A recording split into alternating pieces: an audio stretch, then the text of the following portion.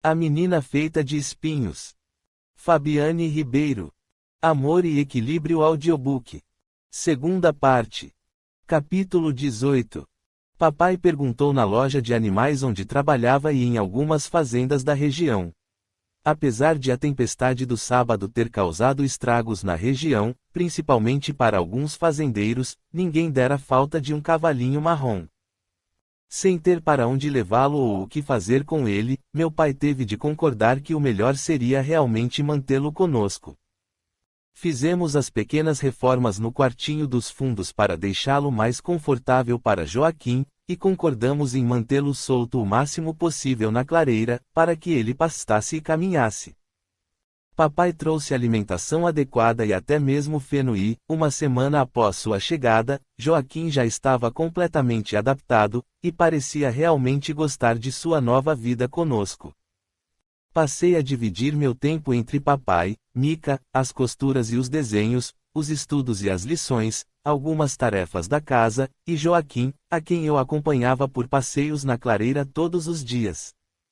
Continuava a brincar com Mica algumas tardes da semana, e agora oficialmente a pequena pracinha no meio do roseiral, aquele cantinho rodeado por rosas altas, passara a ser o nosso cantinho, onde nos sentávamos para conversar, tomar um lanche ou para que meu amigo contasse suas piadas estranhas, que quase me matavam de rir. A vida após nossa mudança definitiva para o chalé ia muito bem.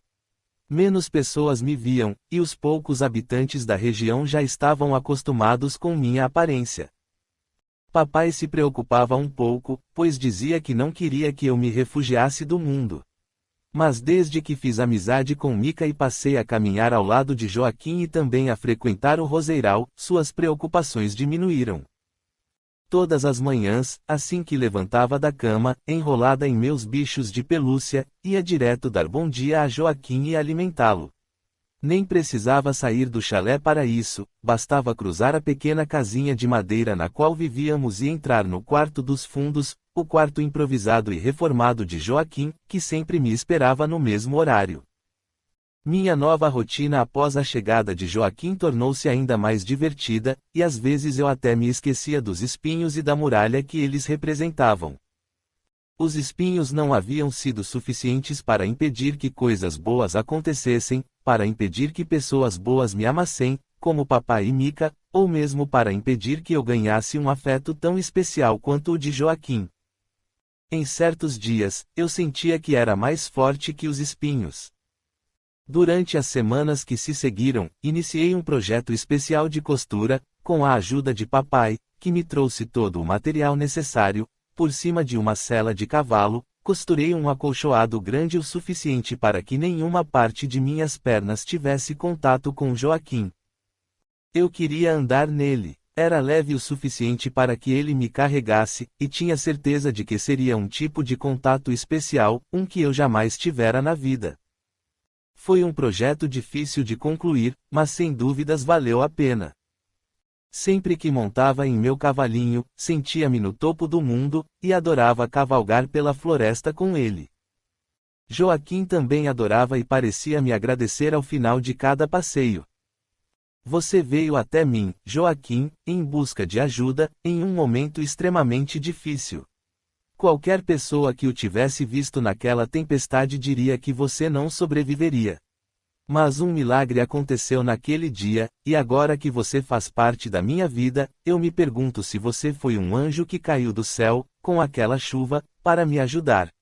Sua companhia alegra meus dias, e tenho certeza de que tudo o que faz por mim é infinitamente maior que tudo que jamais farei por você. Ele sempre me fitava e prestava atenção em cada palavra que eu dizia. Parecia me compreender como ninguém. Era quase como se ele lesse meus pensamentos, como se conseguisse olhar dentro da minha alma. Eu amava Joaquim, e, quanto mais passei a amar, papai, mamãe, Mica e meu cavalinho, mais me senti forte. As lágrimas, antes abundantes, secaram até que finalmente deixaram de cair. Parei de chorar por ser quem era e como era. E parei de chorar pelos espinhos. Era hora de aceitá-los, ou, ao menos, começar a tentar. Ainda não amava-os, mas começava a sentir um barulhinho dentro de mim, escondido no canto da alma. Era o amor por mim mesma.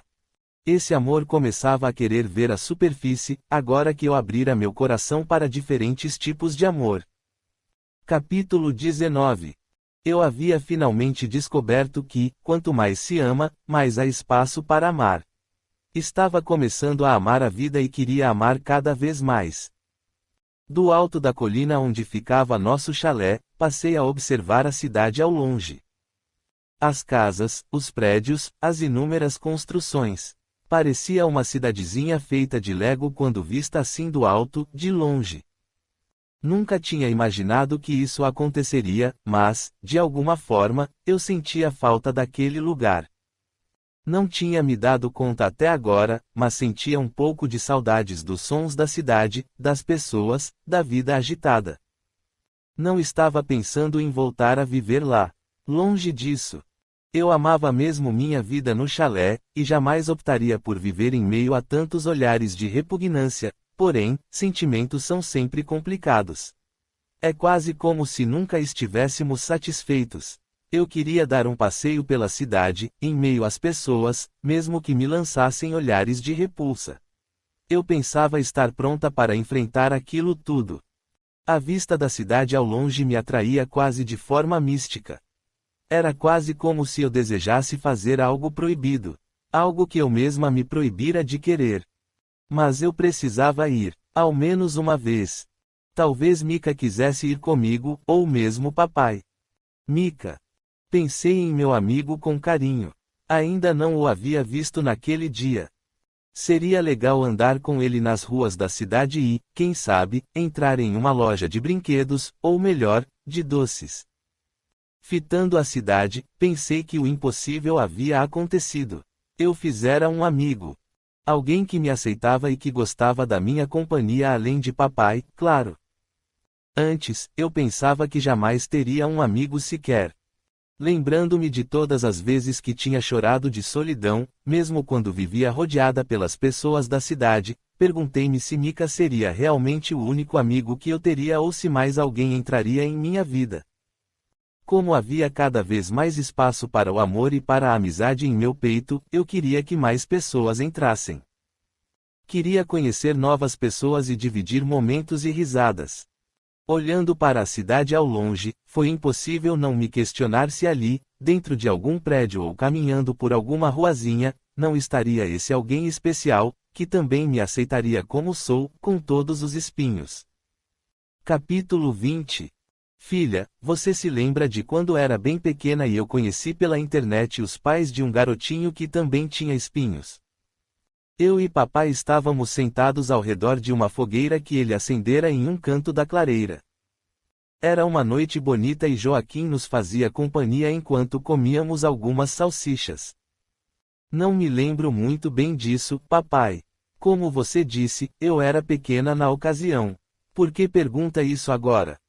Eu perdi contato com os pais dele. Estava pensando nisso recentemente. Lembro que os encontrei devido a um artigo de um jornal online da Europa, quando pesquisava sobre seus espinhos. Chegamos a conversar até por câmera, via Skype, e também a trocar e-mails.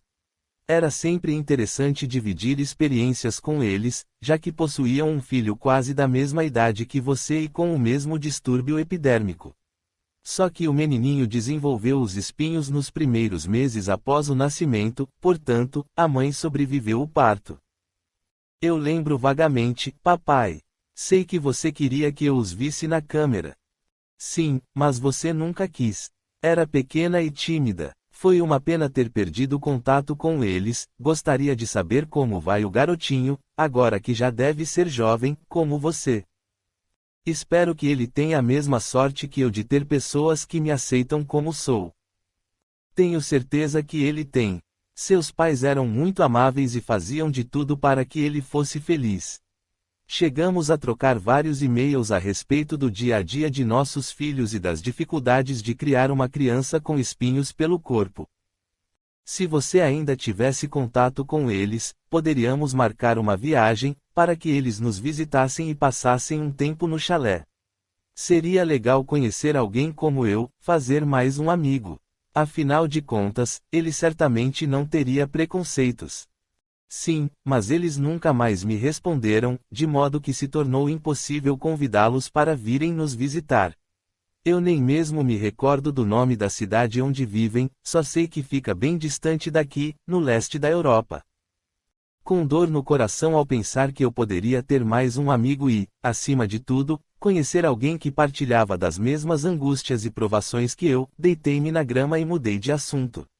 Não queria estragar aquela noite junto a papai e Joaquim, na qual a vida parecia ter brilho, como as estrelas que fitava, um brilho capaz de embelezar qualquer escuridão, qualquer noite fria. Comi mais uma salsicha. Livro da vida. 3. Além de meu amigo Mika, quem quer que fosse entrar na minha vida para me fazer companhia, se é que essa pessoa existia, já estava atrasado. Poderia ser ilusão. Provavelmente mais ninguém se aproximaria de mim, já que eu precisava manter sempre a distância segura. Mas as pessoas e as relações são sempre tão frágeis e imprevisíveis. De qualquer modo, eu estava cansada de esperar. Se a ilusão nunca se tornasse algo real, eu talvez me quebrasse em milhares de cacos de solidão. Ou talvez já estivesse quebrada, mas ainda fizesse questão de insistir no contrário. Um vaso remendado se quebra mais fácil que um intacto. E eu passara a vida toda, desde que nasci, colando meus cacos. Capítulo 21. Tenho algo escondido no canto da alma, falei para o Mika naquela tarde, enquanto brincávamos no roseiral. Eu nem sabia que alma tinha canto. É claro que isso é uma metáfora, né? Metáfora. Deixa pra lá, Mika, você não entende. Mesmo assim quero saber o que você escondeu no seu canto da alma. O amor que sinto pelas pessoas, mas que não posso demonstrar com um abraço. O amor por mim mesma, que até pouco tempo atrás não pensava que seria possível sentir. Isso é estranho, ele disse, sem compreender a mensagem que eu tentava transmitir. Não tem problema se você não entende, Mika. Talvez eu tenha lido livros demais e passado muito tempo caminhando pela floresta pensando na vida. Ou talvez eu tenha passado muito tempo olhando para a cidade ao longe e tenha esperanças de um dia voltar a caminhar naquelas ruas. Mas o importante é que tenho encontrado coisas boas escondidas em mim, enquanto posso apostar que muitas pessoas guardam coisas ruins, como inveja, pessimismo e tudo o que há de feio. Respirei fundo e continuei, eu mostro o que tenho de mais feio. Meus espinhos, na superfície da minha pele. Então, deixei o que tenho de mais bonito escondido lá dentro. Se estava escondido, que bom que você encontrou. Não é tarefa fácil vasculhar a alma. Eu nem sei muito bem o que isso quer dizer, então aposto que é difícil pra caramba, Mika falou, pensativo. Ah, e só pra constar, eu não acho você feia. Não. Não, você é minha amiga, então como posso pensar que não é bonita? Além do mais, você é legal e gosta de brincar de corrida, então acho que isso deixa você muito bonita. Rindo do ponto de vista de meu amigo, aproveitei para sair correndo mais uma vez por entre as flores. Nadei naquele mar vermelho de rosas que me fazia sentir em casa, e fui direto para a floresta que rodeava o chalé. Quando me aproximei de casa, vi que Joaquim estava sozinho na clareira. Papai já havia saído para trabalhar na loja de animais. Venha conhecer meu cavalinho, pedi a Mika. Assim, nos aproximamos de Joaquim. Fui buscar minha sela especial, e tanto eu quanto Mika pudemos nos divertir naquela tarde junto do meu outro amigo, um que tinha 4 patas e que, assim como eu, já enfrentara as próprias tempestades na vida. Capítulo 22. Eu era, agora, uma constante dualidade. E isso era um bom sinal. Se antes costumava me refugiar no apartamento, com medo dos olhares das pessoas da cidade, agora gostava de caminhar todos os dias. Ainda assim, fazia-o apenas porque, no fundo, sabia que encontraria poucas pessoas pelo caminho. Começava lentamente a querer descer as colinas e ver o mundo de perto. Às vezes, só às vezes. Tinha dias em que não me incomodava tanto quando me olhava no espelho, afinal de contas, havia quem gostasse de mim daquele jeito, papai, Mika, Joaquim. Em outros dias, contudo, eu ainda me achava horrenda. Uma aberração, um monstro. E me questionava por que eu, dentre tantas e tantas pessoas no mundo, nascera daquela forma. Dias felizes. Dias tristes. Dias mais ou menos. Talvez isso acontecesse também com as pessoas que não tinham espinhos, mas que tinham outros problemas, e isso fazia com que eu não fosse tão estranha assim. Dessa forma, a dualidade, a beleza e a feiura de ser quem sou foram dominando meus dias e tingindo-os com cores diferentes. Uns dias eram coloridos e alegres, outros, cinzentos e sem brilho. As cores eram variadas, como os tecidos que eu gostava de usar para fazer meus vestidos e sandálias, ou como eram minhas caixas de giz, ou ainda meus bichos de pelúcia. Cada um de uma cor. Cada um lindo e feio, dependendo da forma como se olhava. Tinha momentos em que me sentia realmente bem, e queria sorrir, caminhar, brincar, pintar, conversar com papai à beira de uma fogueira, correr com Mika pelo roseiral, passear com Joaquim pela clareira. Em outros momentos, eu ainda sentia a dor dos espinhos e tinha de aplicar pomadas que me aliviassem e me permitissem seguir vivendo. E havia noites em que o barulho da mata ao redor do chalé me acalmava e me fazia dormir tranquila. Em outras noites, eu me sentia tão sozinha que atirava meus bichinhos de pelúcia pelo quarto, longe de mim, pois seus abraços não mais me aqueciam ou confortavam, porque jamais substituiriam abraços reais. Queria descobrir mais sobre o amor que cultivava escondidinho, no canto da minha alma. Aquele amor estranho, que eu mesma não conhecia muito bem. O que mais eu teria guardado ali? Com quem mais poderia dividir tantos sentimentos que ainda desconhecia? Eu era agora uma adolescente. Queria sair do casulo e conhecer a vida e o mundo, sempre tão distantes do meu toque. Eu afastara tudo, com medo de ferir as pessoas com meu veneno, e agora queria e não queria recuperar tudo aquilo. Não era fácil. Não era bom. E também não era completamente ruim. Era minha vida, feita de espinhos e pétalas. Apenas segui vivendo. Quarto ato. O espelho. Capítulo 23. Pela primeira vez eu havia me perdido na floresta. Tinha pegado uma trilha desconhecida, e depois outra, e talvez escolhido o lado errado em uma de suas bifurcações. Caminhara muito e podia sentir a respiração um pouco ofegante e o suor a escorrer por entre meus espinhos, como se eles também percorressem trilhas estreitas e sinuosas. Mas isso não era de todo ruim. Claro que eu precisaria encontrar o caminho de volta para o chalé. Mas ainda era cedo, e eu poderia aproveitar para explorar aquela região desconhecida. Continuei a caminhada, sempre parando para tomar um pouco de água do cantil ou até mesmo para comer uma barra de cereais.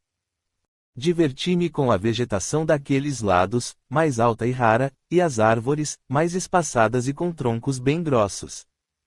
Havia flores rasteiras, geralmente amarelas ou roxas, e elas tornavam o caminho um tapete de cores, repleto também de abelhas e até algumas borboletas.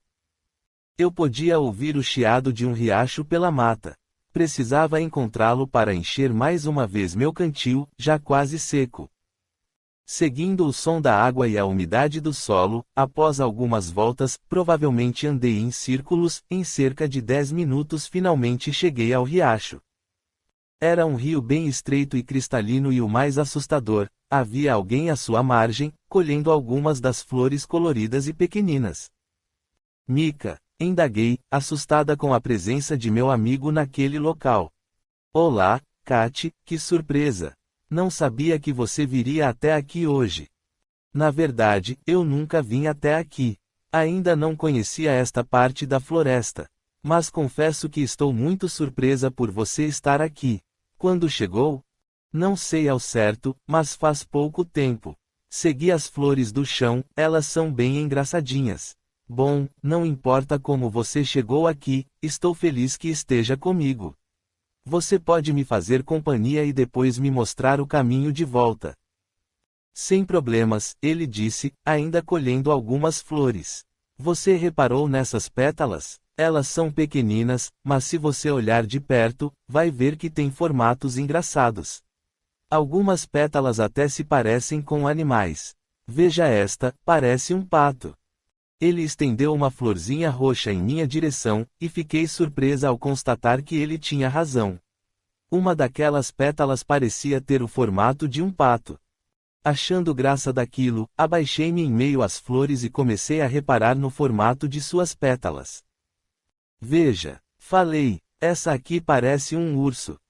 Continuamos a brincar com as flores por bastante tempo, até que pensei que fosse uma boa ideia pegar o caminho de volta, já que poderia demorar um pouco para voltarmos para a trilha do chalé, e eu não queria que papai chegasse do trabalho e ficasse preocupado com a minha demora. Como você se perdeu? Mika perguntou, enquanto caminhávamos lado a lado, com os braços cheios de flores engraçadas. Não sei ao certo, acho que estava distraída. É o que eu imaginei. Como assim, Mika? Para se perder basta estar no caminho certo. Acho que você tem razão, respondi. Eu li em um livro, uma vez, que a escuridão só existe por causa da luz, porque ela é exatamente a ausência da luz. Então, penso que seja o mesmo princípio. Mas neste caso, você não encontrou escuridão no caminho errado, encontrou plantas engraçadas, um riacho para encher seu cantil e eu para te acompanhar. Às vezes o certo surge do errado, então. Eu acho, falei, tentando compreender o que tudo aquilo significava. Já não estou entendendo mais nada, ele deu de ombros.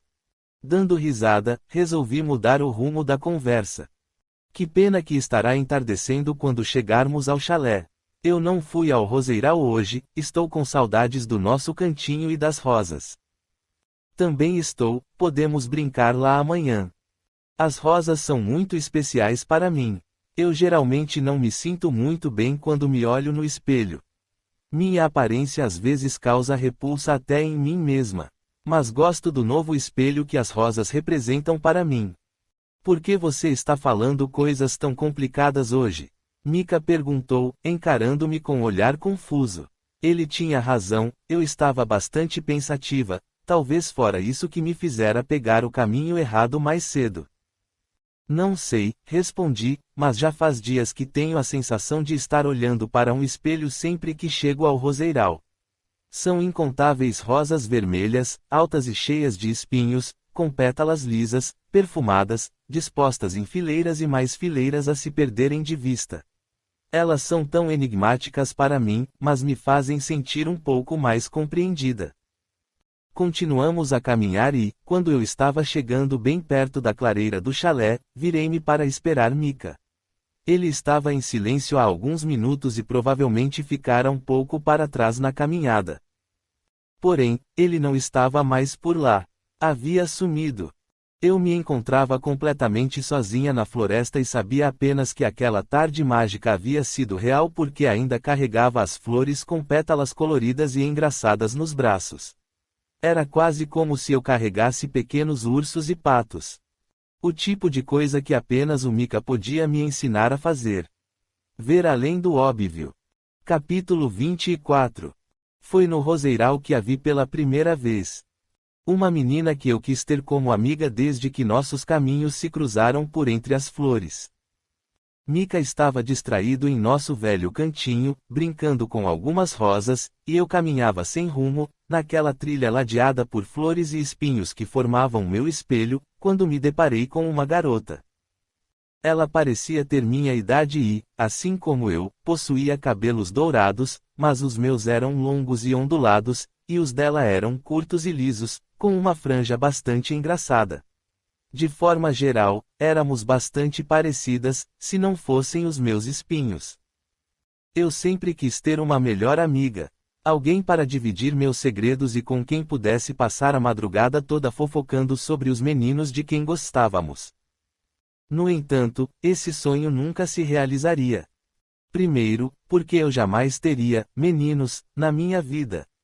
Nunca poderia me apaixonar, já que nenhum deles jamais poderia me tocar ou ao menos se aproximar o bastante. Segundo, porque, assim que olhei dentro dos olhos daquela menina, eu soube que, ao contrário do que eu sonhava, não seríamos amigas. Ela me olhou com o mais profundo desprezo, com o mais feroz dos nojos e com a mais dolorida rejeição. Era como se eu fosse um monstro, e o olhar dela me fez voltar a ter aquela sensação horrível que me perseguira por tanto tempo, a sensação de que seria melhor se eu não tivesse nascido, porque eu tornava o mundo mais feio. Lolita! Escutei alguém chamar, então a garota se virou e saiu correndo. Era esse o seu nome. Lolita. Logo em seguida, ouvi alguns dos funcionários comentando que ela e a mãe eram muito ricas e haviam acabado de se mudar para uma enorme mansão colonial naquelas colinas. Elas tinham ido buscar rosas para decorar a nova casa. Lolita não me dirigiu uma palavra sequer, mas seu olhar foi além. Ele disse tudo e mais um pouco e fez meu peito doer. Seus olhos jamais permitiriam que fôssemos amigas, eles me repugnavam, odiavam e até mesmo me temiam. Vi vários sentimentos lá dentro, mas nenhum deles era algo próximo da amizade. Voltei correndo para o cantinho onde brincava com Mika. Sem perceber, tinha algumas lágrimas nos olhos, mas ele não fez muitas perguntas a respeito. Só queria saber de brincar. Mais do que nunca, agradeci aos céus pela presença de Mika em minha vida. Por ter alguém com quem brincar e conversar, sem me sentir diminuída nem por um momento sequer. Lolita me fizera sentir tão pequena. As pessoas que me amavam de verdade, como o papai e o Mika, faziam-me sentir enorme. Brinquei com Mika durante todas as horas daquela tarde e me senti do tamanho do mundo todo. Era um mundo vermelho, como um mar vermelho de rosas. Os espinhos eram parte do cenário. Nada poderia tirá-los de lá, mesmo que doessem. E eles doíam muito, e atraíam olhares e julgamentos que doíam ainda mais. Ainda assim, ignorei as dores e brinquei com meu amigo. Eu era feliz por ter alguém especial a quem chamar de amigo. Capítulo 25. Várias foram as vezes que Lolita e sua mãe voltaram para buscar rosas. Ela me atraía sempre que aparecia no roseiral. Eu a seguia, sem deixar que ela me visse, escondendo-me no meio das rosas altas, embrenhando-me em seus espinhos. Lolita tinha algo que eu queria muito e jamais iria poder ter, uma pele lisa e perfeita. Nós éramos tão parecidas e tão diferentes. E havia uma parte de mim que queria ser como ela. Somente por um dia. Saber como era ganhar um abraço ou mesmo apertar a mão de alguém. Descobrir qual a sensação que percorre seu corpo quando alguém que você ama lhe dá um beijo na testa. Mesmo tomando cuidado para que Lolita não me visse enquanto eu vigiava seus passos pelo roseiral, posso apostar que ela sabia que eu estava ali.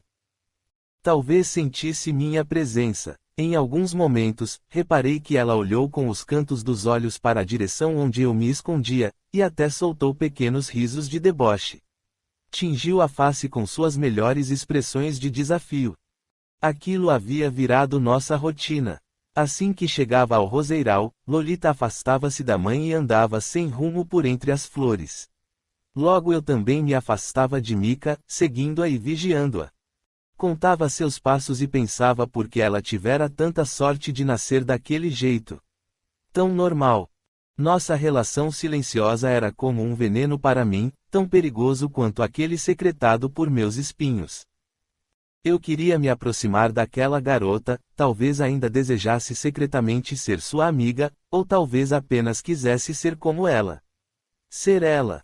Era como se Lolita fosse capaz de despertar coisas ruins de dentro de mim, vestígios sombrios de inveja e indignação, que me consumiam lentamente sempre que ela aparecia no roseiral e que faziam eu me sentir suja. Ao mesmo tempo, ela estava sempre do outro lado do meu espelho. Era a imagem que sempre quis ver de mim mesma e que nunca veria. Ela era eu, em meus mais profundos e contidos desejos.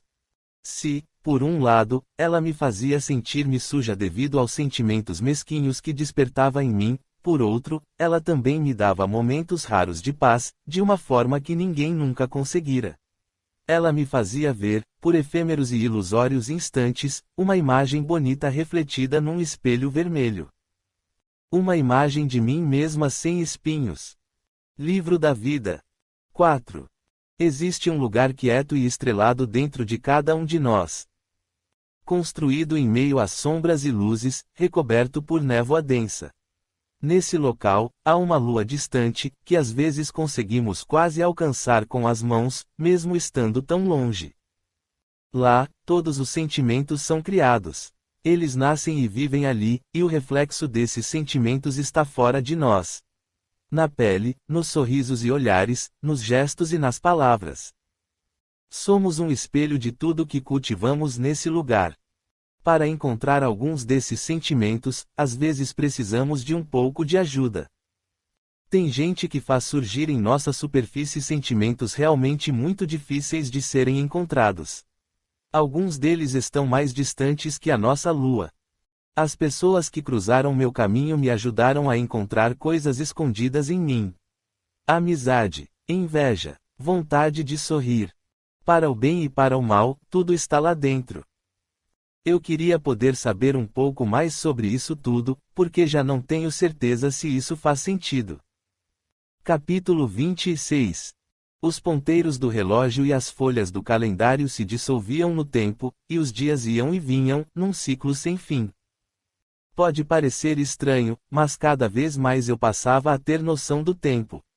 À medida que amadurecia, eu ia absorvendo a ideia de que cada lágrima derramada me roubava um momento que não voltaria nunca. Por mais que quisesse me sentir bem, mais que nunca, com o avanço do tempo, eu sentia que faltava algo. Meu aniversário de 16 anos estava próximo e eu tinha decidido que me daria um presente. Justamente aquele em que vinha pensando há um tempo, e que talvez me levasse a experiências que completariam meus vazios. Passei cerca de 2 semanas costurando um vestido especial para aquela ocasião. Escolhera um lindo tecido lilás e uma faixa de fita azul turquesa, sandálias prateadas e um brilho rosado para os lábios, já que eles eram a única parte da minha face onde eu podia aplicar um pouco de maquiagem, a única parte sem espinhos. Estava desenhando bastante nos últimos tempos. Fazia desenhos a giz e os colava nas paredes do porão, de mim e Mika brincando na mata e segurando plantas do formato de animais, ou cercados por animais reais. Também desenhava Joaquim e alguns dos passeios que dávamos pela clareira. E papai em volta de uma fogueira prestando atenção às minhas leituras. Desenhava Lolita quase do mesmo jeito que eu me desenhava, por entre as rosas vermelhas. Mas fazia questão de que seus olhos sempre lembrassem fogo em brasa, enquanto os meus eram sempre medrosos. Eu continuava a não ter espinho algum naqueles desenhos. Jamais, ali, na minha criação, eu era como queria ser. Até que chegou um período que interrompi temporariamente os desenhos, e até mesmo diminuí o tempo que passava com Mika. Nas 2 semanas que antecederam meu 16º aniversário, dediquei-me completamente a fazer a sandália perfeita e o vestido perfeito para o grande presente de aniversário que daria a mim mesma. Eu iria, após tantos anos, descer as colinas e andar nas ruas da cidade. Eu e Mika já não brincávamos muito. Ainda passávamos bastante tempo juntos, mas como estávamos mais maduros, costumávamos fazer caminhadas na floresta ou no roseiral, ou mesmo nas estradinhas próximas às fazendas, conversando sobre a vida e nossos sonhos. Um fato um pouco estranho era que Mika não parecia ter mudado muito com o tempo. Eu havia crescido e adquirido trejeitos de moças da minha idade, já meu amigo continuava exatamente o mesmo, tanto na aparência quanto no seu jeito de criança. Mas ele ainda era bem novo, teria muito tempo para amadurecer em todos os aspectos. Fiz questão de dizer a ele que, naquele ano, comemoraria meu aniversário sozinha. Nos anos anteriores, papai sempre fazia um bolo no chalé e, após deixá-lo cantar a música de aniversário, eu pegava 2 grandes pedaços e ia comer junto de Mika no topo de alguma colina. Neste ano, porém, isso não aconteceria. Eu disse a Mika que precisava fazer algo por mim. Algo que já devia ter feito há muito tempo. Tive a mesma conversa com papai. Ele disse que não haveria problemas, desde que eu concordasse em deixá-lo fazer um bolo na noite anterior para comermos juntos. E, principalmente, desde que tivesse certeza de que não iria me machucar. Você sabe o quanto eu quero que você saia um pouco deste chalé e volte a visitar a cidade, filha, ele me disse, mas tenha cuidado para não deixar que os olhares e cochichos das pessoas, quando você passar por elas, machuquem-me neste dia especial. Ele tinha razão em ter aqueles receios, afinal, eu não caminhava em meio a uma multidão de pessoas há um bom tempo. Porém, havia tomado minha decisão. Eu precisava daquilo e decidira assumir os riscos. Era chegada a hora de parar de me esconder na toca. Conforme combinamos, papai fez um bolinho na noite anterior, cantou a música de aniversário, como gostava de fazer, e me deu um bonito presente, um urso gigante de pelúcia, para eu abraçar ao dormir. E fui dormir mais agitada que nunca. Demorei horas para conseguir pegar no sono. Tive sonhos entrecortados e perturbados e rolei na cama, tamanha era a ansiedade para o dia que estava por vir. Quando abri os olhos pela manhã, no dia oficial do meu aniversário, senti-me feliz com minha decisão. Estava pronta para descer até a cidade e deixar que as pessoas me vissem e me conhecessem. Esse era meu maior desejo. Vê-las e conhecê-las. Pulei da cama e coloquei o vestido e a sandália que tinha preparado para essa data especial. Capítulo 27. Os ares ali não eram tão limpos como aqueles que circulavam pelas colinas e arredores do chalé. Os sons eram bem diferentes dos da floresta. Mal podia-se ouvir o sussurro do vento na cidade. Pessoas iam e vinham pelas ruas e a sensação de efemeridade da vida era ainda maior ali, com tantas pessoas ao meu redor, cada uma delas atrasada para um compromisso. Tanto a se fazer em tão poucos instantes. O tempo ali voava rápido e impiedoso. Aqueles que cruzaram meu caminho tinham isso estampado em suas expressões. Era quase como se estivesse escrito em suas faces: desculpe. Agora não posso. Tenho muito a fazer. E, de alguma forma estranha, eu sentia falta daquilo. Amava a vida calma do chalé, a proximidade da floresta e do roseiral. Os sons e cheiros daquele lugar. O fato de ver poucas pessoas em meu dia a dia. Mas agora, na cidade, podia perceber que eu sentia falta de ver tanta gente e de sentir a urgência da vida correndo por entre elas. Era algo com o qual eu não queria conviver em meu dia a dia, mas que seria bem-vindo em meu passeio, presente de aniversário para mim mesma. O lado ruim era que, como eu e papai tínhamos previsto, os olhares ainda estavam ali. Alguns, de fato, estavam muito ocupados para me dirigirem mais que um vislumbre. Outros, porém, revelavam-se tão assustados com minha aparência que quase se esqueciam da própria vida e da pressa e me julgavam, temendo-me imediatamente. Respirei fundo e continuei a caminhar de cabeça erguida. Eu não tinha ido até ali para baixar a cabeça e deixar que me vencessem. Andando sempre a uma distância segura das pessoas para que ninguém esbarrasse em meus espinhos venenosos por acidente, eu me deslocava vagarosamente, tentando aproveitar o momento e o presente que era estar de volta ali, em meio a tantas pessoas, quando já tivera por muito tempo, e em alguns níveis, continuava tendo, a solidão como fiel acompanhante. Caminhei por algumas calçadas e parques. Peguei o trem. Comprei um sorvete e o saboreei à sombra de um toldo de loja. Depois, entrei na loja e fiquei olhando para as roupas. Blusas coladas e calças jeans. Coisas que eu jamais poderia usar, mas que eram tão bonitas aos meus olhos. Claro, não toquei em nada para evitar sujar as roupas de veneno. Foi ali que os olhares, de fato, incomodaram-me pela primeira vez no passeio. Duas atendentes da loja não tiraram os olhos de mim e não pararam de sussurrar uma com a outra, enquanto me dirigiam expressões de desgosto. Elas queriam que eu saísse. Talvez estivessem mesmo preocupadas que eu sujasse ou rasgasse, sem querer, as roupas à venda na loja. Ou talvez temessem que eu fosse espantar seus clientes. Só sei que saí do estabelecimento antes do que eu desejava. Queria ter dado uma boa olhada naquelas calças jeans.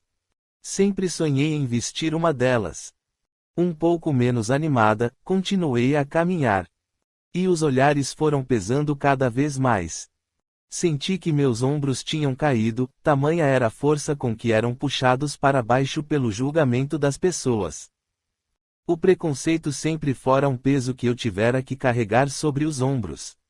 E ele era mais pesado que o próprio mundo. Na loja, eu havia perdido a primeira batalha daquele dia. E outras viriam ainda, conforme eu continuava a circular. Estava decidida a não perder a guerra, mas o desânimo começava a se alojar em meu peito e a fincar ali suas raízes com ferocidade. Era quase como se uma erva daninha me consumisse por dentro, com seus braços envolvendo-me, como se eu fosse a única coisa que havia no mundo para se agarrarem. Apertei o passo. Já não aproveitava o passeio. Queria subir de volta correndo para o chalé. Cada vez mais ouvia os cochichos a meu respeito.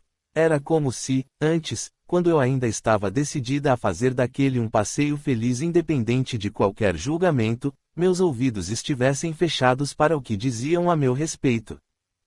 Mas, a cada batalha perdida, na loja e, posteriormente, pelo caminho, meus ouvidos se abriam mais e mais para as críticas. E elas me feriam profundamente. Ouvi coisas como: monstro, aberração, esconda as crianças, será contagioso? Chame os bombeiros. Ligue para o pessoal da TV ou do jornal, eles não vão querer perder essa manchete. Aquilo é uma menina? Será vítima de algum teste radioativo? Atravesse para a outra calçada. Imediatamente. Senti minha respiração começar a ofegar, o nervosismo me consumia. Eu não me lembrava de que as pessoas podiam ser tão cruéis. Se lembrasse, jamais teria ido até aquele lugar. Fora uma péssima ideia. E não apenas as batalhas todas estavam sendo perdidas, como eu claramente já perdera a guerra toda. Não conseguiria caminhar sem me importar com o que diziam e com a forma como me olhavam. Vi tudo naqueles olhares, exceto compreensão. Comecei a ter medo, de verdade. As pessoas pareciam notar que estavam me acuando e que eu andava, agora, esgueirando-me pelas beiradas das calçadas, com os ombros e os olhos baixos. Se tinha descido até ali de cabeça erguida, agora já não conseguia encarar ninguém. Tentei puxar da memória as vezes em que caminhei pela cidade quando ainda vivia ali. Eu ainda era uma criança, e, por mais que doesse ser julgada naquela situação, as pessoas pareciam ser menos agressivas comigo quando eu era pequena. Ou talvez eu ainda tivesse uma boa dose de inocência para me sentir dessa forma. Sem contar que raramente eu saía sozinha do apartamento onde eu vivera com papai. Ele geralmente estava comigo e, provavelmente, isso garantia algum tipo de proteção. Desta vez, contudo, eu estava sozinha. Tinha ido até ali por livre e espontânea vontade. E era meu aniversário. Sentia tanta raiva de mim mesma por ter me colocado naquela situação. Sentia raiva daquele vestido idiota, que eu fizera com um carinho tão iludido. Quando me dei conta, estava ouvindo gritos estridentes pela rua, indo e vindo, e ecoando sem parar. Eles vinham de mim. Eu estava encolhida em um canto da calçada, soluçando e gritando, pedindo às pessoas que parassem. Eles já haviam ganhado a guerra. Eu perdera tudo, principalmente minha dignidade, e só queria ir embora dali, mas não conseguia continuar andando com tanto peso sobre os ombros. O que mais queriam de mim? Por que me odiavam tanto? Seria porque eu era diferente? Era como uma ameaça, uma afronta ou apenas tinha uma aparência que não conseguiam compreender? As pessoas, sentindo que tinham me acuado completamente, aproximaram-se de mim como se eu estivesse em uma exposição. Algumas tiraram fotos, outras gritaram ou riram, a maioria me ofendeu. Palavras de insulto ecoaram cada vez mais estridentemente em meus ouvidos e chegaram até o peito. Solucei cada vez mais alto. Cada palavra preconceituosa era como uma flecha que me dilacerava e me marcava para sempre. E doía bem lá no fundo, onde a lâmina alcançava. Eu já tinha tantas cicatrizes da vida na alma. Mas nada se comparava à dor daquelas novas feridas, que queimavam e congelavam coisas dentro de mim. Tingiam tudo de negro e afastavam a luz de vez. E faziam sangrar. Meu veneno jamais seria tão letal quanto aquelas palavras e xingamentos que agora me invadiam. Antes que eles realmente chamassem os bombeiros ou a imprensa, tentei recobrar um pouco de forças nas pernas para sair correndo dali. Estaria a salvo se conseguisse chegar ao chalé. Cambaleando, levantei-me. Ainda precisava escorar-me na parede ao meu lado para me manter de pé. Continuava sem coragem para encarar as pessoas, que agora me rodeavam na calçada. Eu precisava de ajuda para sair dali, mas sabia que ninguém me ajudaria a chegar a salvo em casa. Por alguns minutos, continuei apoiando-me na parede que me sustentava, esperando que minha respiração deixasse de estar tão ofegante e que eu pudesse voltar a caminhar e me afastar daquelas pessoas, na direção das colinas que rodeavam a cidade. Conforme tentei mover as pernas e dar pequenos passos, os insultos aumentaram. Onde você pensa que vai, aberração? Ei, esquisita, seu lugar é no hospício. De qual circo de horrores você fugiu? Não entendo como alguém como você possa existir. Isso não deveria ser permitido. Filho, tampe já os olhos. Espere a mamãe ali atrás do carro, vou tirar uma foto daquele ser para mostrar ao papai. Aquilo são espinhos? Você foi criada em laboratório. Será o fim dos tempos? Chame a polícia, ou melhor, chame um padre. Finalmente, com o corpo todo tremendo, senti que algo tinha estourado dentro de mim. Meus limites. Olhei com raiva para aquelas pessoas e as desafiei, com meus olhos, a continuarem me insultando. Foi nesse momento que a primeira pedra me atingiu. Capítulo 28. Não vi a direção de onde ela viera. Depois da primeira, mais algumas se seguiram. Eram pedras médias e pequenas, daquelas que se encontram em alguns cantos da rua.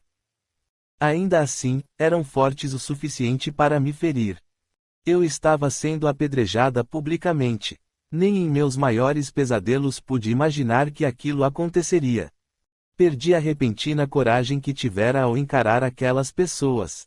Elas estavam armadas com palavras e pedras, literalmente. Eu não tinha chance alguma. Concentrei-me em sair daquele lugar. Estava encostada em uma parede qualquer, e, conforme pude notar, aquilo era uma esquina, que ficava próxima à rua de paralelepípedos do bairro onde fui criada. Se eu virasse aquela esquina e corresse por algumas quadras, estaria quase no pé da pequena colina onde ficava o chalé. Depois disso, provavelmente estaria sozinha no caminho de volta para casa. Longe dos olhares, insultos e pedras, e poderia levar o tempo que fosse recobrando forças e subindo até meu lar. Papai, Mika, Joaquim. Meus amores pareciam tão distantes e impossíveis agora. Mais que nunca, eu sabia que era indigna de ser amada por alguém. Refiz mentalmente o trajeto que deveria percorrer até o pé da colina, e coloquei-me a andar. Os insultos me perseguiram. Os gritos e xingamentos, as risadas de deboche, as exclamações de indignação por eu existir. Mais algumas pedras me atingiram, conforme alguns de meus perseguidores as encontraram pelo caminho. Senti que realmente estava ferida. Alguns espinhos das minhas costas tinham sido acertados e deviam estar quebrados ou amassados, e eu sentia que algo quente escorria em direção à minha cintura. Era sangue e veneno. Mais do que nunca, eu parecia um monstro. Andei o mais rápido que pude. Não conseguia correr, mas continuei a me afastar daquelas pessoas. Algumas foram desistindo de me perseguir pelo caminho, e voltaram a seus afazeres e vidas agitadas. Eu havia sido uma distração passageira. Suas vidas continuariam da mesma forma que estavam algumas horas atrás. A minha vida, não. Ela havia mudado para sempre. Eu podia perceber que não era e nunca mais seria a mesma. Algo muito doloroso se rompera dentro de mim. Contudo, não tinha tempo para pensar naquilo profundamente, agora.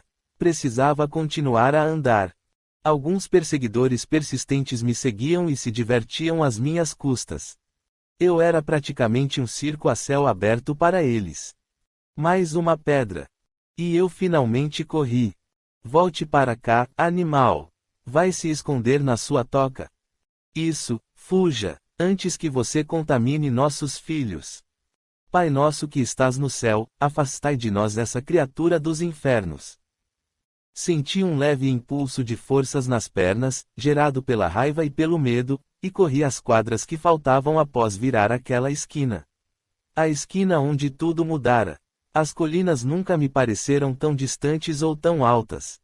Não sei dizer como cheguei até elas ou mesmo como comecei a subi-las. E sem que eu desse conta, os insultos haviam silenciado. Não havia mais pedras sendo arremessadas em minha direção, embora os ferimentos latejassem pelo meu corpo e sangrassem, manchando o vestido de seda especial. Assim como manchavam toda a minha vida e meus sonhos. Meus agressores tinham ficado para trás, lá na cidade, eu conseguira tomar o caminho de volta para casa.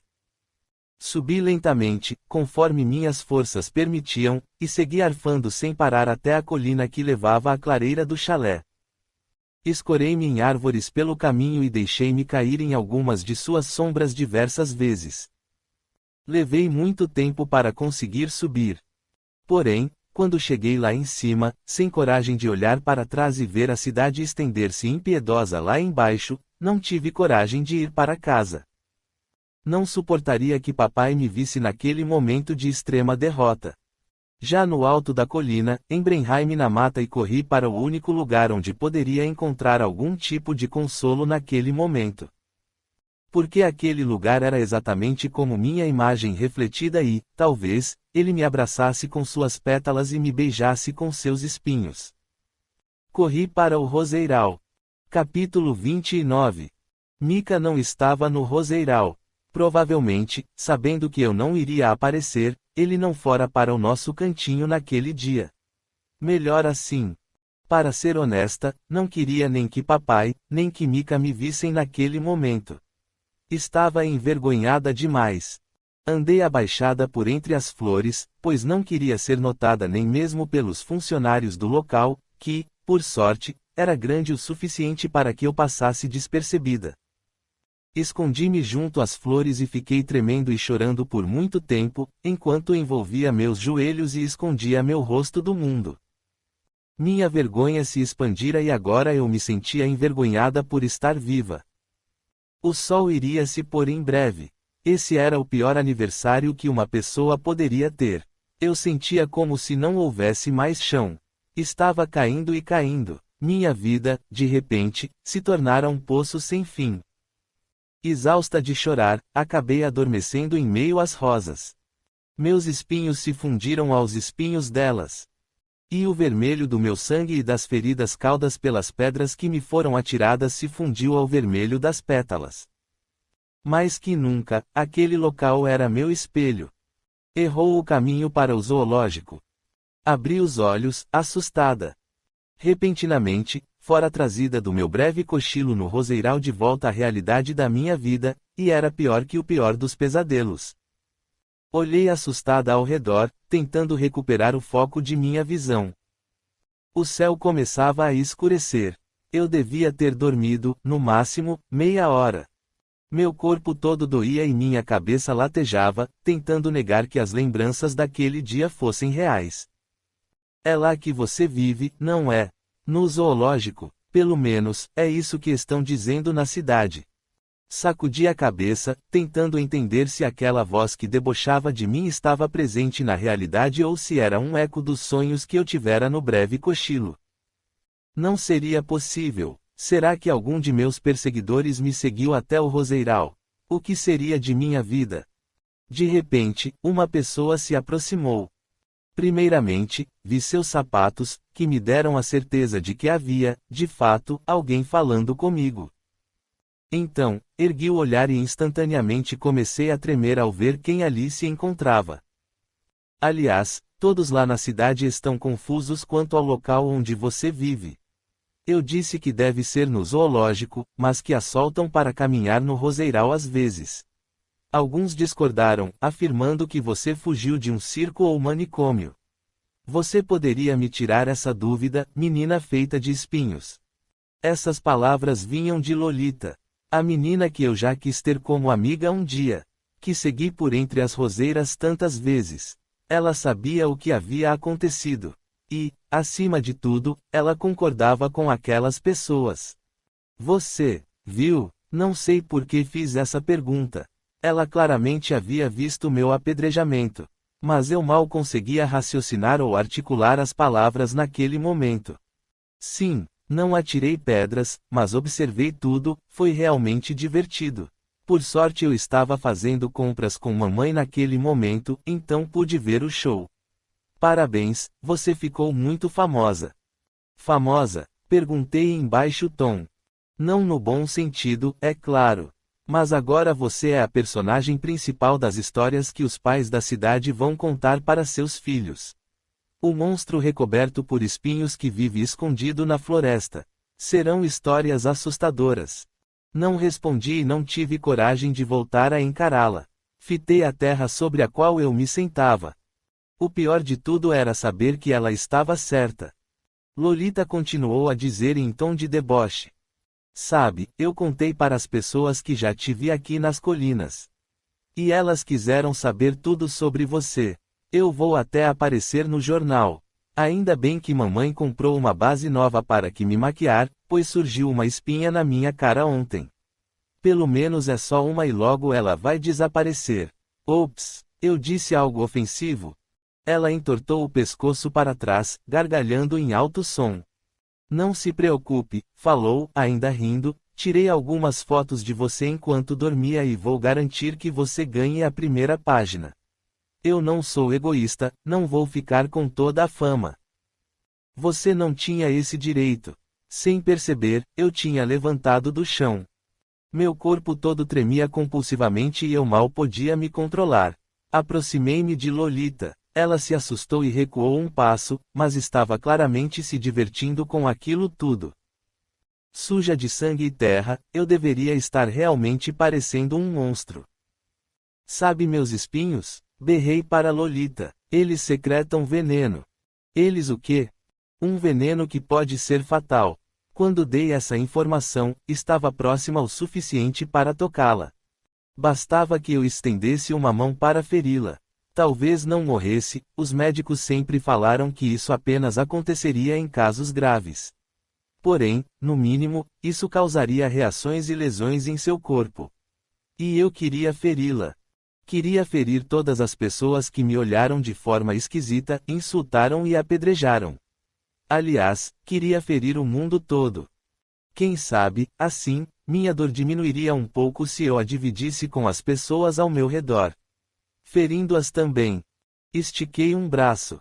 Tudo aconteceu numa questão de segundos. Mas não pude fazer aquilo. Muito de mim havia se partido em milhares de caquinhos após aquele dia. Porém, ainda havia sentimentos intactos, mesmo que eu não soubesse ou não tivesse consciência deles. Havia ainda a bondade que papai tinha me ensinado. Algumas coisas boas são também grandes demais, e nada no mundo, nem o pior dos sofrimentos ou a maior das humilhações, é capaz de quebrá-las. Eu nunca tivera vontade de fazer mal a ninguém antes, porque eu era assim e fui criada para ser assim.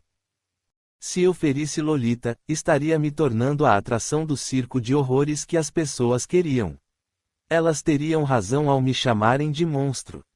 Mas eu sabia que elas não tinham razão nenhuma e eu jamais poderia deixar que parecesse o contrário. Precisei reunir forças, que eu pensara não ter mais, e afastar-me daquela menina, que me encarava com uma mistura de pavor e desafio nos olhos. Ela era uma menina linda, rica, não era feita de espinhos. Era perfeita. Por fora. Por dentro, ela guardava não apenas preconceitos e julgamentos, mas também sentimentos suficientes para que seus atos e suas palavras fossem injustos e absurdos. E ela nem se dava conta do quanto feria. Era mais perigosa que eu. Eu sempre tivera noção dos danos que poderia causar a alguém, e aprender a manter a distância segura. Nós podíamos ter muito em comum, mas eram as diferenças entre mim e Lolita que permitiam que ela me ferisse, e que, ao mesmo tempo, impediram-me de encostar nela e rasgar-lhe a pele com meus espinhos venenosos. Aquele havia sido o primeiro dia em que ela me dirigira alguma palavra, mesmo que tivéssemos nos encontrado muitas vezes. E, por mais que eu soubesse o quanto ela me repudiava, sua maldade fora além do que eu poderia prever. Fora o golpe final em um soldado abatido, em uma guerra já perdida antes mesmo de começar. Afastei-me ainda mais e corri para fora do roseiral. Ao longe, vi a mãe de Lolita comprando rosas.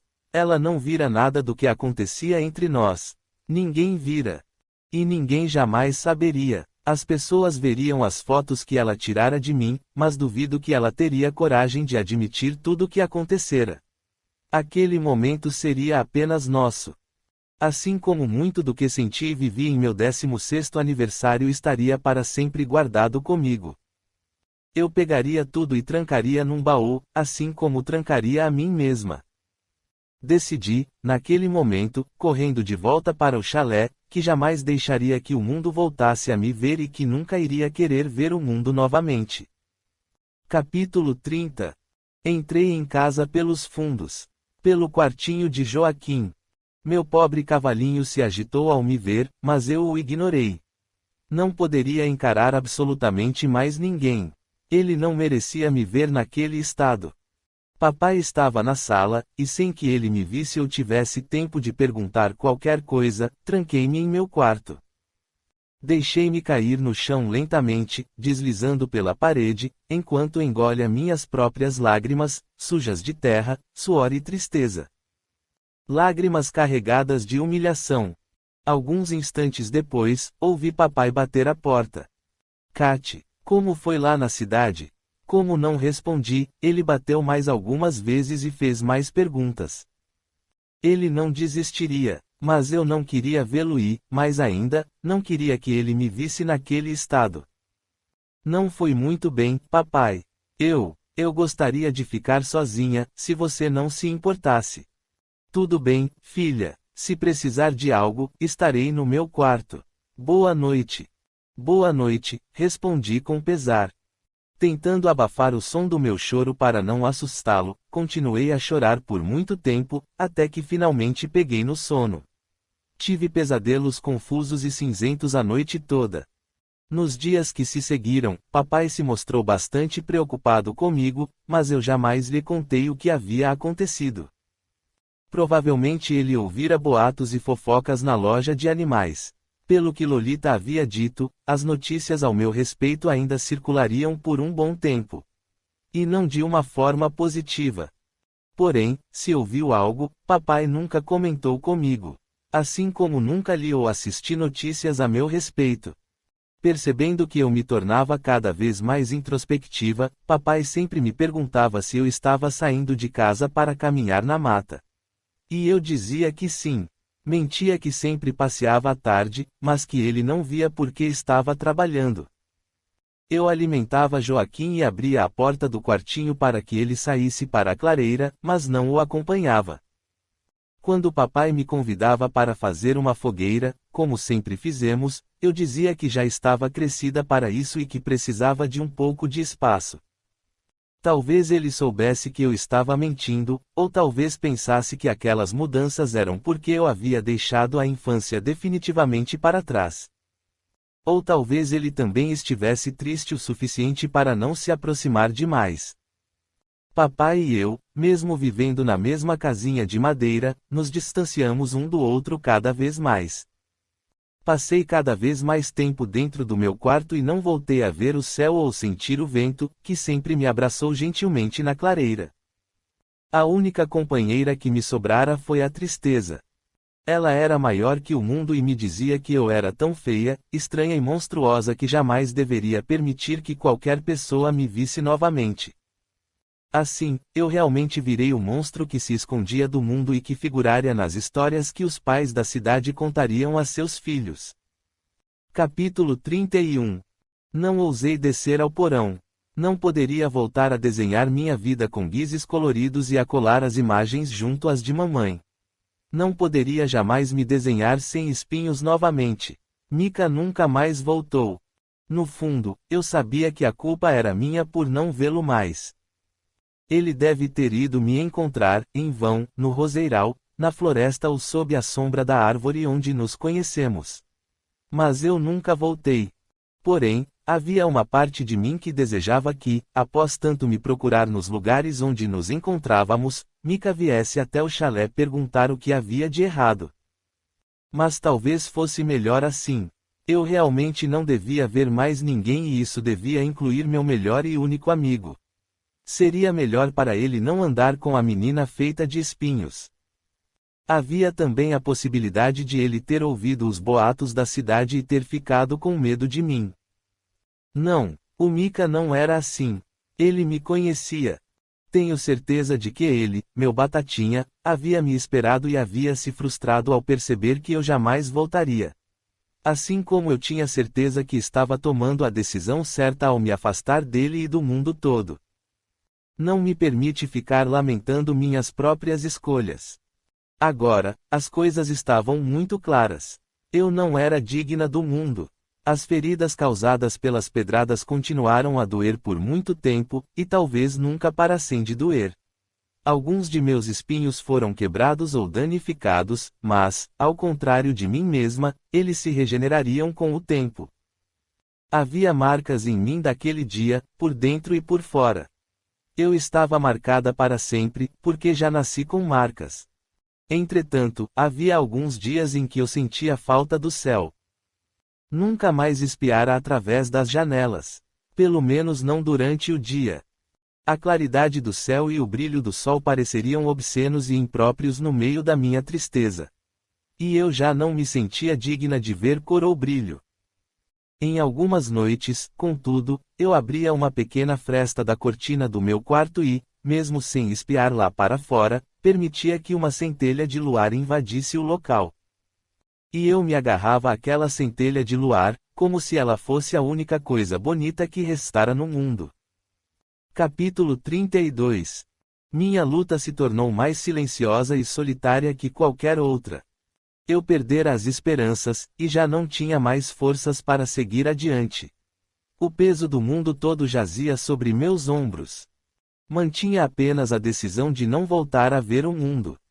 Com o tempo, tornei-me amarga. Mais que nunca, não quis mais saber de Mika, e preferi que ele realmente tivesse saído da minha vida. Não dava muita atenção a papai ou a Joaquim. O amor é veneno, assim como o veneno que escorre dos meus espinhos, e eu passei a manter uma distância segura dele também. Passei a me sentir confortável em minha clausura. Nem mesmo as rosas eu queria voltar a ver. Elas não eram meu espelho mais. Ou, ao menos, não eram mais o único. Meu verdadeiro espelho agora passara a ser os olhares que as pessoas me dirigiram naquele dia na cidade. Eram olhares que eu jamais poderia esquecer. Neles, minha imagem estava refletida como eu era. Um monstro, uma aberração.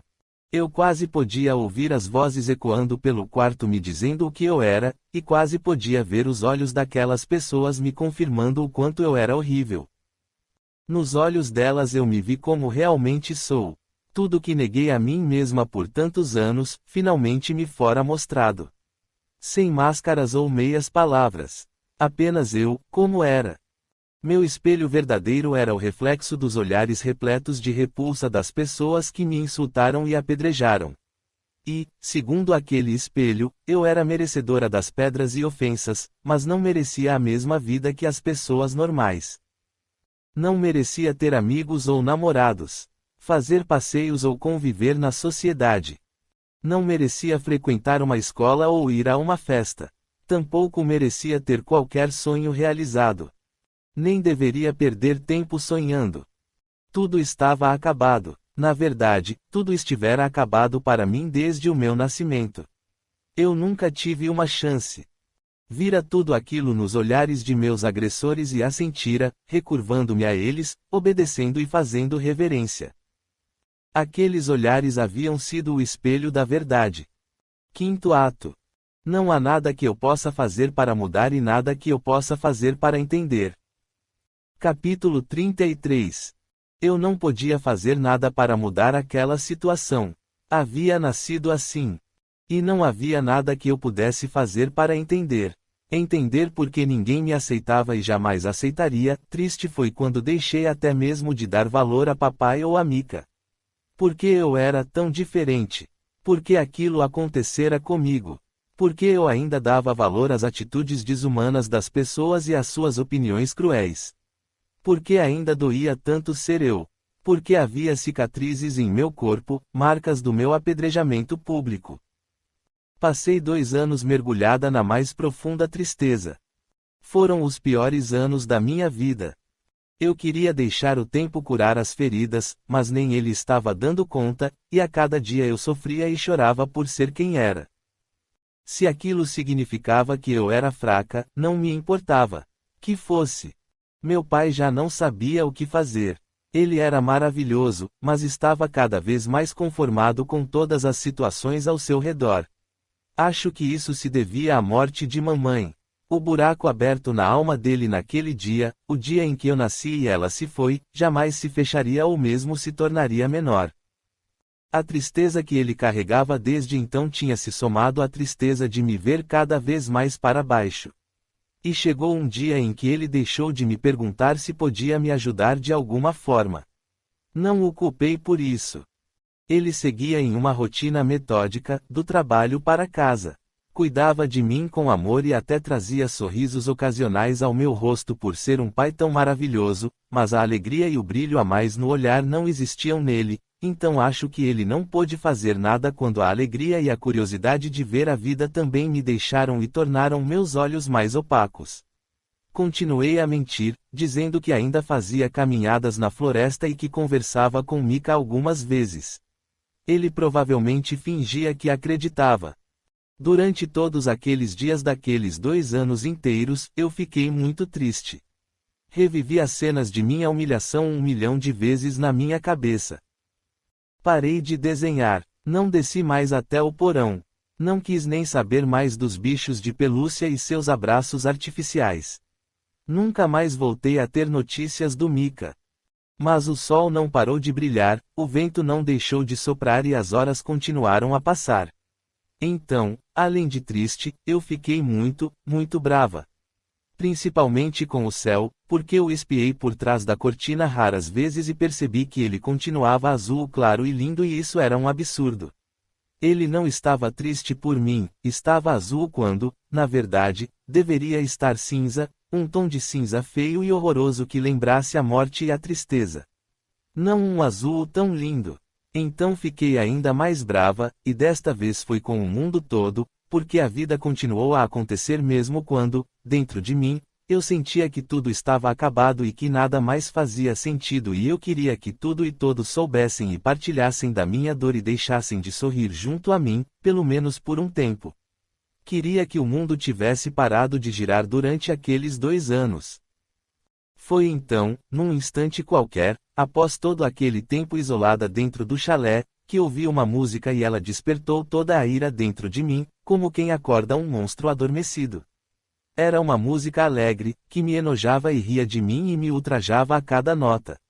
Nem lembrava qual era a última música que tinha ouvido ou quando havia sido isso. Aquela vinha de longe, trazida pelo vento e pelo silêncio da mata. E me corroía a cada instante. Saí batendo os pés e as portas pelo caminho, decidida a interromper aquela canção desrespeitosa e a descontar minha raiva em quem quer que a estivesse escutando, fazendo-a chegar até meus ouvidos. Capítulo 34.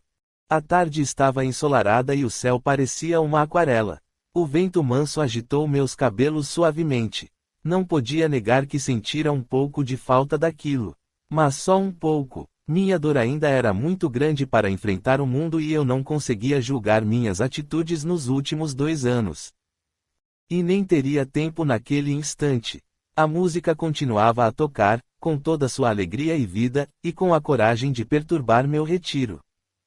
Olhando através da mata ao redor do chalé, de onde a música vinha, não conseguia ver sinal de vida, e quase tive a certeza de que o mundo era só meu.